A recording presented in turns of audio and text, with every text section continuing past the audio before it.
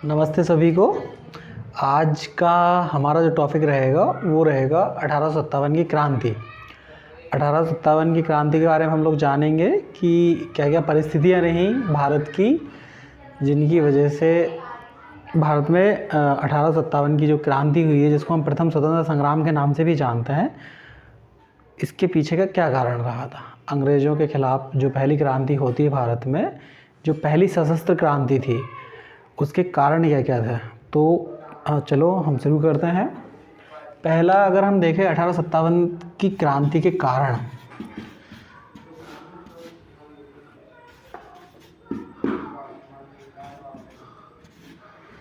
तो मुख्य मुख्य कारण निकल के आते हैं। जैसे कि हमने देखा अंग्रेज़ों की जो एंट्री हुई है भारत में, वैसे तो पुर्तगाली या यूरोपियन हम कहें कि यूरोपियनों की एंट्री हमारे यहाँ होना शुरू हो गई थी 1498 में से। जैसे ही वास्को डी गामा ने पहली बार जब भारत पहुंचा समुद्री मार्ग से, उसके बाद में कई यूरोपीय कंपनियां भारत आईं और उन्हीं में से अंग्रेज़ भी एक थे जो बाद में भारत में आते हैं। और वह बंगाल वाला जो हमारा क्षेत्र है, कलकत्ता वाला जो क्षेत्र है, प्लासी के युद्ध में वो बंगाल को जीतते हैं सिराजुद्दौला से और अपने राज्य की स्थापना करते हैं। उसके बाद में अगला युद्ध होता है बक्सर का युद्ध। उसमें वो 3 सेनाओं को हराते हैं। दिल्ली के जो नवाब बादशाह की सेना होती है उसको, अवध के नवाब की सेना को और मीर कासिम की सेना को। और उसके बाद में लगभग उत्तर भारत पे उनका राज्य हो जाता है। 1857 तक वह परिस्थितियां निर्मित हो जाती हैं जिनके कारण पहली बार अंग्रेज़ों का इतने बड़े स्तर पर विरोध होता है। अगर हम देखें प्रथम स्वतंत्रता संग्राम में, तो इससे पहले भी कई संग्राम हुए थे, लेकिन 1857 की क्रांति की घटना को भारत का प्रथम स्वतंत्रता संग्राम माना जाता है। इसके कई कारण थे। पहला अगर हम देखें राजनीतिक कारण,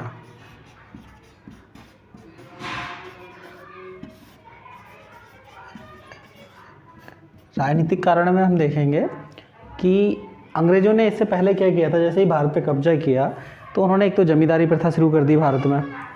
दूसरा अन्य तरह की चीज़ें थी जो लोग उनसे असंतुष्ट थे। एक आप जानते ही हो बेले जले की सहायक संधि, जिसकी वजह से बहुत सारे राज्य ख़त्म हो गए थे। उसके बाद में आते हैं हमारे देश में लॉर्ड बनकर लॉर्ड डलहौजी। डलहौजी क्या करते हैं, बहुत सारे जो राज्य थे उनको हड़प कर व्यपगत के सिद्धांत के तहत अपने अंग्रेजी राज्य में मिला लेते हैं, जिसमें की वजह से बहुत सारे जमींदार और राजा इनसे चिड़े हुए थे या नाराज थे। जिसमें हमने नाम सुना है सतारा, झांसी, संभलपुर आदि अनेक छोटे छोटे राज्यों को ये हड़प नीति के तहत अपने राज्य में मिला लेते थे। अब आपके दिमाग में आएगा कि हड़प नीति क्या है। हड़प नीति में इन्होंने क्या चीज़ की थी कि अगर कोई भी राजा है जिसके यहाँ अगर उसकी खुद की संतान नहीं है और अगर वो किसी दूसरे बच्चे को दत्तक पुत्र के रूप में लेता है, तो उसको पहले परमिशन लेना पड़ेगी अंग्रेज़ों से। अगर उसने अंग्रेज़ों से परमिशन नहीं ली है तो वह उसके पुत्र को उसका जैविक पुत्र नहीं मानते थे और उसको राजा एक्सेप्ट नहीं करते थे। इन सारी परिस्थितियों के कारण जब ये राजाओं को हटाया गया, तो इनके खिलाफ लगभग जो पद से हटाए गए थे राजा थे, उनके बीच में बहुत सारे जमींदारों को इन लोगों ने हटा दिया था पद से। जमींदारों के बीच में आक्रोश था और आम जनता के बीच में भी आक्रोश था। ये सारी परिस्थितियां बनी हैं 1857 की क्रांति के रूप में। आपने देखा भी होगा कि झांसी की रानी युद्ध में मुख्य रूप से भाग लेती हैं। अवध की बेगम जो है, बेगम हजरत महल, वो भी क्योंकि उनके राज्य को भी उन्होंने हड़प लिया था। दूसरा रीज़न अगर हम देखें तो रीज़न है धार्मिक रीज़न। धार्मिक में क्या क्या हुआ था, अंग्रेज़ों ने बहुत सारी ऐसी पॉलिसी चलाई थी जो भारतीय जो हिंदू धर्म की परंपराएं थी उन पर ठेस पहुंचाने का कार्य करती थी। जैसे कि ईसाई धर्म को बढ़ावा देना, लोगों को लालच देके ईसाई धर्म में कन्वर्ट कराना, हिंदू जो लोग थे उनको अपने पिता की संपत्ति से बाहर कर देना, और वहीं वो ईसाई धर्म को अपना लेते हैं तो उनको संपत्ति में अधिकार रहेगा। सती प्रथा इन्होंने उस समय बंद कर दी थी। सती प्रथा, बाल विवाह,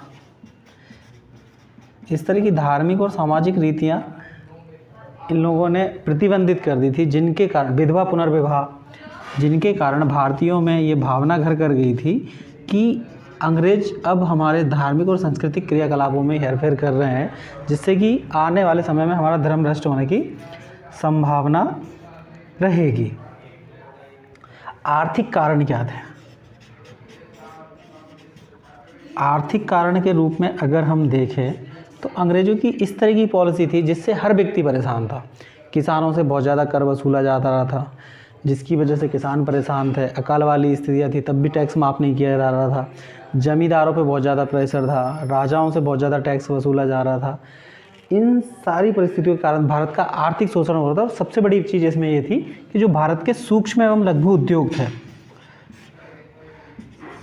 उनको इन लोगों ने ख़त्म कर दिया था। ख़त्म क्यों किया था? उसका रीज़न था, अगर ये सूक्ष्म लघु उद्योगों में जो बनने वाली चीज़ें थी, अगर वो मार्केट में थी, तो जो उद्योगों में, इनके उद्योगों में लंदन से या ब्रिटेन से जो बन के चीज़ें आ रही थी, उनसे इनका कंपटीशन था। तो उस कंपटीशन को ख़त्म करने के लिए जो भारतीय लघु एवं सूक्ष्म कुटीर उद्योग थे, उनको इन लोगों ने एक प्लानिंग के तहत ख़त्म कर दिया, जिसके कारण से बेरोज़गारी बहुत ज़्यादा बढ़ी और बहुत ज़्यादा आर्थिक शोषण के कारण भी लोगों ने विद्रोह किया। फिर अगर हम देखें 4th नंबर पे, तो सैनिक कारण भी हैं। सैनिक कारण में क्या रहेगा? इससे पहले भी भारतीय सैनिकों ने विद्रोह किया था और इस समय भी, क्योंकि भारतीय सेना में जो लोग भर्ती होते थे उनके साथ बहुत ज़्यादा भेदभाव किया जाता था और भेदभाव के कारण उनको ऊंचे पदों पे नहीं रखा जाता था, वेतन कम किया जाता था। जो बड़े अधिकारी होते थे वो अंग्रेज होते थे और वो भारतीय जो सैनिक थे उनके साथ भेदभाव करते थे। भारतीय सैनिकों को दाढ़ी रखने की, तिलक लगाने की या टोपी लगाने की, इस तरह की चीज़ों से प्रतिबंधित किया गया था। इन सब का कारण बना कि इन लोगों ने सबसे पहले विद्रोह में भाग लिया। दूसरा, एक और उसी समय ये कानून लेकर आए थे कि भारतीय जो सैनिक हैं उनको विदेशों में भी जाकर अपनी सेवा देना पड़ेगी समुद्र पार करके। और हमारे यहाँ ऐसी धारणा थी कि अगर आपने समुद्र पार किया तो आपका धर्म भ्रष्ट हो जाएगा, तो वो भी एक रीज़न रहा है इसमें। और इन सब के बाद में आता है हमारा तत्कालीन कारण। तत्कालीन परिस्थितियाँ क्या बनी जिनके कारण से 1857 की क्रांति की शुरुआत होती है। तत्कालीन कारण में अगर हम देखें तो उसी समय दिसंबर के महीने में, दिसंबर 1956 में अंग्रेजी सेना ने या अंग्रेजी अधिकारियों ने सेना में नई एयरफील्ड राइफ़ल मंगवाई, जिनके जो कारतूस होते थे वो पैकिंग में आते थे और उनको बंदूक में डाल के भरना पड़ता था नाल में, जिसको कारतूस को खोलने के लिए सैनिकों को अपने मुंह का इस्तेमाल करना होता था। और लोगों में इस तरह की अफवाह फैल गई कि ये जो कारतूस की पैकिंग है वो कैसे हुई है? चर्बी से हुई है। जो चर्बी है, गाय की चर्बी है और सूअर की चर्बी है। गाय और सूअर की चर्बी की जो अफवाह फैली, उसके कारण भारतीय सैनिकों ने, चाहे वो हिंदू हो चाहे मुसलमान हो, उन लोगों ने इन कारतूसों का विरोध किया। और सबसे पहले अगर हम देखें तो 29 मार्च को विरोध करते हैं 1857 को बैरकपुर छावनी में विद्रोह होता है। बैरकपुर छावनी में विद्रोह करते हैं मंगल पांडे, आपने नाम सुना हो। मंगल पांडे विद्रोह करेंगे और अपने जो वरिष्ठ अधिकारी हैं उन दोनों की वो हत्या कर देंगे। 8 अप्रैल को उनको फांसी हो जाएगी। फिर विद्रोह, क्योंकि हर सैनिक छावनी में विद्रोह हो रहा था, 10 मई को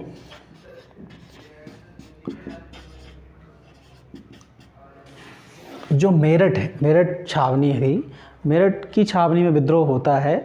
सैनिकों ने कारतूस चलाने से मना कर दिया था। जिन सैनिकों ने कारतूस चलाने से मना किया था उन सैनिकों को, जो अंग्रेज अधिकारी थे, उनके द्वारा बंदी बना लिया गया, सेवा से बर्खास्त कर दिया गया और उनको जेल में डाल दिया गया। इस सब का परिणाम ये हुआ कि जो अन्य भारतीय सैनिक थे उन्होंने विद्रोह किया और वो मेरठ से विद्रोह करके सीधे शाम को वहाँ से निकले। वो पहुँच गए दिल्ली। दिल्ली में जो उस समय बादशाह थे बहादुर शाह जफ़र, उनसे जाके मिले और उनको इस चीज़ के लिए मना लिया कि 1857 की क्रांति में आप हमें साथ दो। तो ये सारी चीज़ें जो रही हैं, ये परिस्थितियाँ रही हैं 1857 की क्रांति के प्रारंभ होने की। अगली वीडियो में हम पढ़ेंगे कि आगे इसके परिणाम क्या हुए, कहाँ किन किन लोगों ने इसका नेतृत्व किया और किस तरह से ये क्रांति अपने असफल होते हुए भी अपने उद्देश्य में सफल हो पाई। जो भारतीय, हम बोले कि भारतीय स्वतंत्रता में एक अपना विशेष योगदान रखती है। मिलते हैं अगली वीडियो में। जय हिंद।